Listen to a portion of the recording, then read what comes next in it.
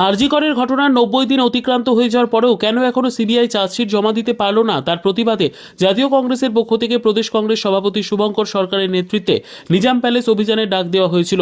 কবে দেখা যায়, যখনই নিজাম প্যালেসের সামনে তাদের মিছিল এসে পৌঁছয় তখনই পুলিশের তরফ থেকে তাদের আটকে দেওয়া হয়, গড়ে তোলা হয় ব্যারিকেড ভেঙে যখন সামনে এগিয়ে যাওয়ার চেষ্টা করেন কংগ্রেস কর্মীরা, তখনই ধস্তাধস্তির পরিস্থিতি তৈরি হয় পুলিশের সঙ্গে। খণ্ডযুদ্ধ বাধে কংগ্রেস কর্মী এবং পুলিশের। পরবর্তীতে পরিস্থিতি শান্ত হয়। তবে কংগ্রেস কর্মীরা দাবি করেন সিবিআই দপ্তরে তারা ডেপুটেশন জমা দিতে এসেছিলেন, তাদের ডেপুটেশন জমা দিতে দেওয়া হয়নি। আপনাকে আমি আজ একটা কথা বলি, যে মিনি বাসের লোন নেয়, যে দেখবেন বাড়ি করার জন্য লোন নেয়, ব্যাংক যদি টাকা শোধ না করতে পারে ব্যাংকে, ওই মিনি বাস টেনে নিয়ে চলে যায়। আর ৪২,০০০ কোটি টাকা ব্যাংকের টাকা মুকুব হয়ে গেল। কি কারণে হচ্ছে? ছোট যারা দোষ করেছে, বড় দোষ করেছে বিষয় নয়। মহিলাদের ওপরে আক্রমণ মানে সে ধনী লোক করুক, বড় লোক করুক, গরিব করুক, এটা বড় প্রশ্ন নয়। অন্যায় অন্যায়। তো আজকে জয়নগরের ব্যাপারে, কুলতলির ব্যাপারে, আজকে ফারাক্কার ব্যাপারে সাজা হয়েছে, তাকে আমি স্বাগত জানাই। কিন্তু আরজি কর এটা লালসার শিকার না সংগঠিত ক্রাইম, এই বিষয়টা সিবিআই বলতে পারলেন না। তার মানে ভারতবর্ষের ভেতরে যদি কোনো গুপ্তচর ঢোকে আর তারা কোনো অন্যায় করে সমস্ত এভিডেন্সকে লোপাট করে দেয়, তাহলে সিবিআই কি করতে আছে?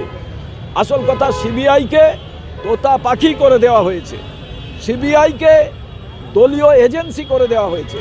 আর পশ্চিমবাংলার পুলিশ আর সিবিআই, পশ্চিমবাংলা সরকার এবং কেন্দ্রীয় সরকার, আপনাদের বলি অশুভ আঁতাত, নাটক খেলা।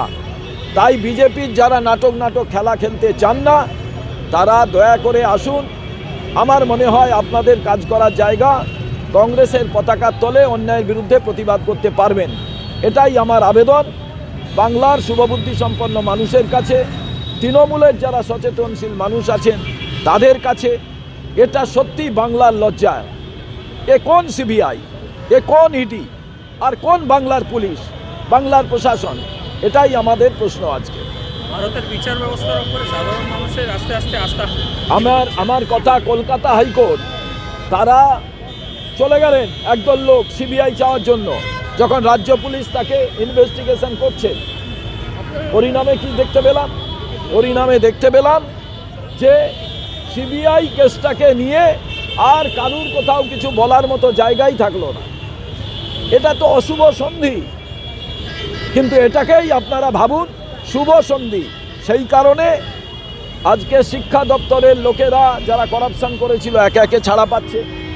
আজকে অনুব্রত মণ্ডল, তিনিও ছাড়া পেয়ে গেলেন, এত নাকি অভিযোগ। তাহলে কোনটা ঠিক?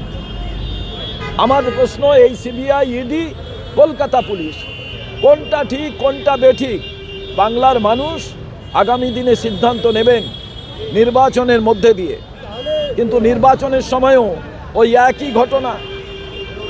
তো তাই আমি মনে করি বাংলার মানুষকে আজকে প্রতিবাদে সামিল হতে হবে, শুধু রাজনৈতিক দল প্রতিবাদ করলে হবে না।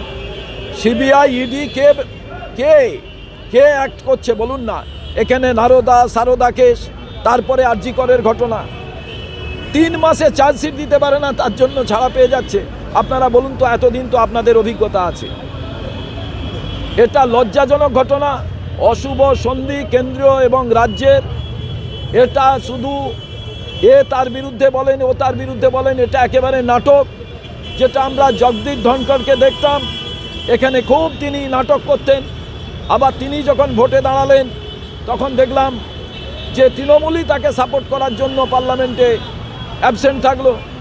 তো সবটাই পশ্চিমবঙ্গে কেন্দ্রীয় সরকার, রাজ্য সরকারের নাটক চলছে। এ লড়াই খেলা, যুদ্ধ খেলা চলছে। আসলে সবটাই সেটিংয়ের বিষয় এবং অশুভ সন্ধির বিষয়।